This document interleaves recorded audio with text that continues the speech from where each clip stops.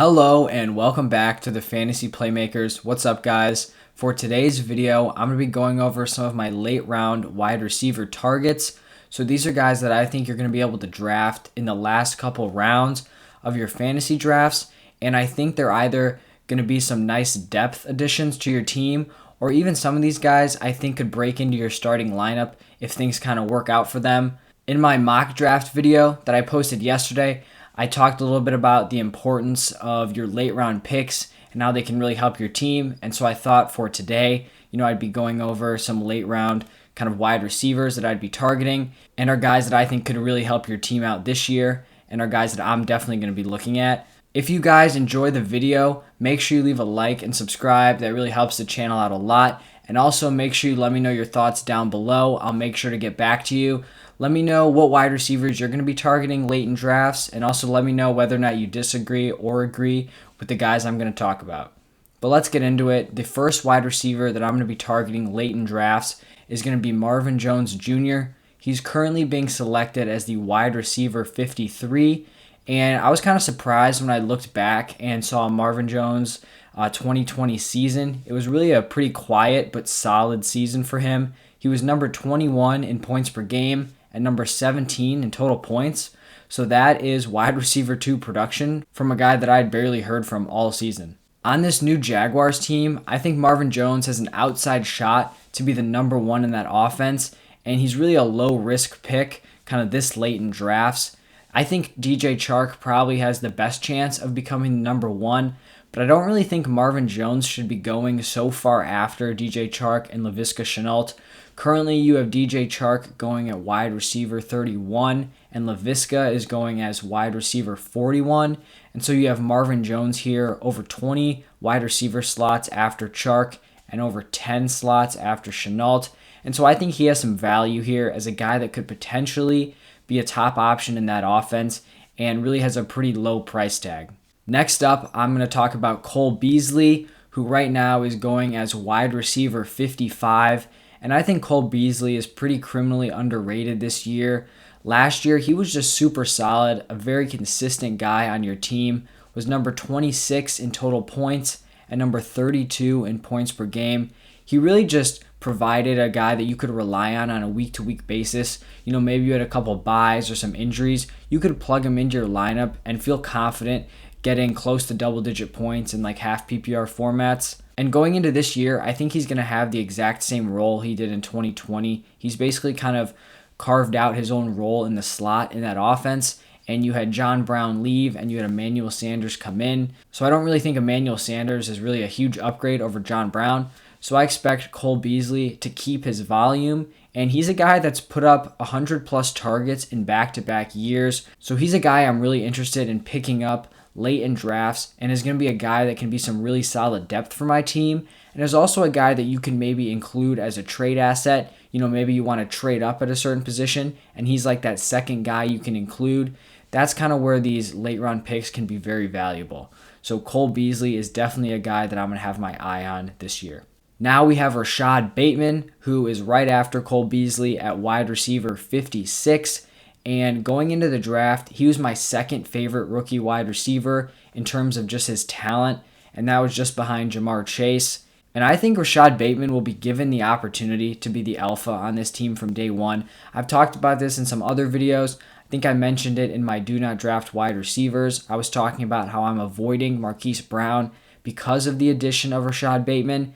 And I think I also selected him in the mock draft that I posted yesterday in, I think, the last round of the draft. People think that, Bateman's not going to have a ton of value because Baltimore really just does not pass the ball a lot. They were dead last in pass attempts last year. And so obviously it's not like a perfect fit for Rashod Bateman.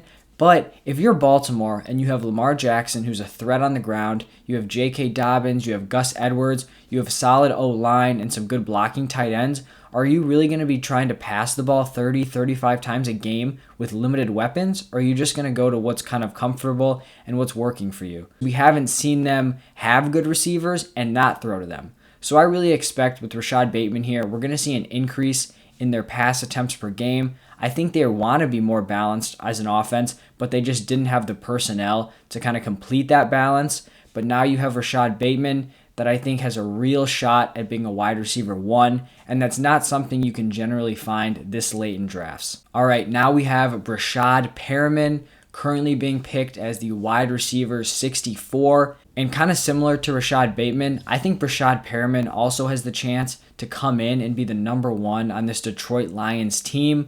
The Detroit Lions receiving core was just absolutely shredded. They lost Kenny Golladay, they lost Marvin Jones, and so they're left with basically nothing. They drafted Amon-Ra St. Brown, who's a guy that I also like, and then they brought in Tyrell Williams. But I think Rashod Parris currently has the best shot at being the number 1, and like I talked about with Bateman, it's not common that you can find a wide receiver 1 this low in drafts. I think the Lions are likely to be trailing in most of their games, which will leave them having to throw the ball a lot, which obviously benefits their wide receivers. And I understand that this is a small sample size, but if you go back to 2019 when Rashod Parris was on the Buccaneers, you had Mike Evans, who missed the last 3 games of the season, and then you had Chris Godwin missed the last 2.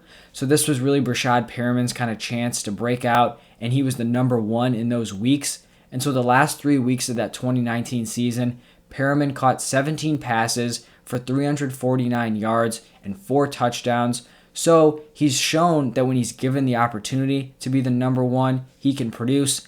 And, I'm not expecting him to put up those kind of numbers, over an entire season at that pace. But I do think it's a little bit reassuring to see that, he can be the number 1 on a specific week and impress. The last guy I'm going to talk about is Josh Reynolds from the Tennessee Titans. He's going as wide receiver 66, and kind of similar to the Parris situation, this is all about the fit that Reynolds has on his new team. So, Rashod Parris, he was a decent fit because he's likely going to have an inside shot at being the number 1.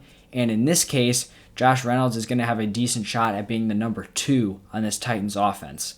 In 2020, Reynolds caught 52 passes for 618 yards and 2 touchdowns with the Rams, and so that's playing as the number 3 wide receiver behind Cooper Kupp and Robert Woods. And now he goes to this Titans team, which I've talked about this a lot this offseason. They've lost Corey Davis, Jonnu Smith, and Adam Humphries all to free agency. And so last year, after A.J. Brown, the most targeted wide receiver that's returning to the Titans is Khalif Raymond, who was targeted 15 times, and I had never even heard of his name before I looked up this stat. So that really tells you everything you need to know. And so I think Reynolds really has the opportunity to potentially step in to Corey Davis's role as the number 2. And I don't really think Corey Davis is all that great of a wide receiver, but he was given this opportunity and played very well. He caught 65 passes for 984 yards and 5 touchdowns in just 14 games last year. And so that was number 30 in points per game. And so I think with Josh Reynolds, you have a shot at getting a guy who can be a wide receiver 3 on your team if he hits. And here at wide receiver 66, that can be some real value. I just want to kind of reiterate how important it is when you're making these late round picks to really make them count. You don't want to be picking guys that never are going to have any upside, because if you have a guy that you just know is going to finish as like a wide receiver 5, when are you ever going to feel confident starting that guy in your lineup? I would much rather take a swing on guys that I think have that really high potential. And it happens every year. If you miss on those guys, there are always going to be options on the free agent market where you're going to have to release a guy. So it's okay to take those swings, and sometimes you're going to miss, but sometimes you're going to hit. And when you hit, it's just crazy value when you're able to get a guy who can produce in your lineup this late in drafts. All right, that's all I have for you guys today. Thank you so much for watching and listening. Make sure if you enjoyed the video to leave a like and subscribe. I would really appreciate it. And also let me know your thoughts down below. Thanks again for watching. I'll see you tomorrow.